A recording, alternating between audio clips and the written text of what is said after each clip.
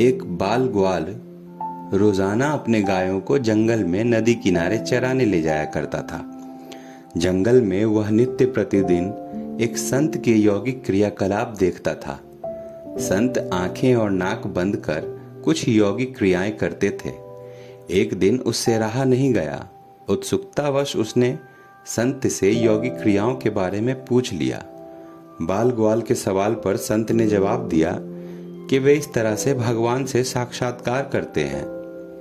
संत के प्रस्थान करने के बाद ग्वाला भी यौगिक क्रियाओं को दोहराने लगा और इस बात का संकल्प ले लिया कि आज वह भगवान के दर्शन साक्षात करके ही रहेगा।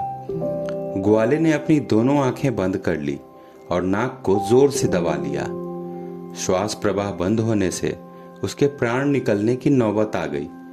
उधर ये देखकर कैलाश पर महादेव भी विचलित होने लगे। शिव ने देखा कि एक बाल ग्वाल उनसे साक्षात्कार के लिए कठोर तप कर रहा है।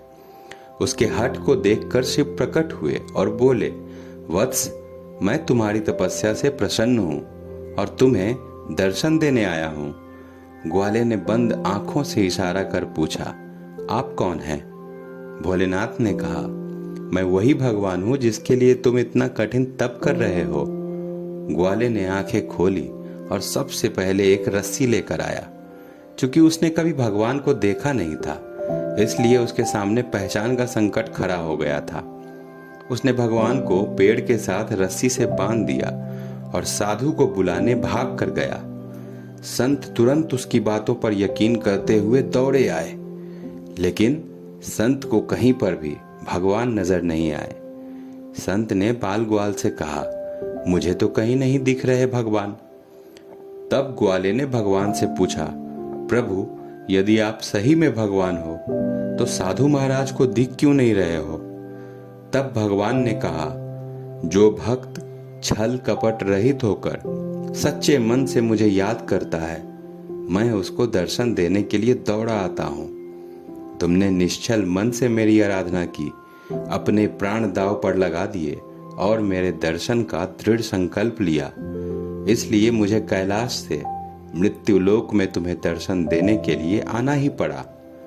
जबकि साधु के आचरण में इन सभी बातों का भी अभाव है।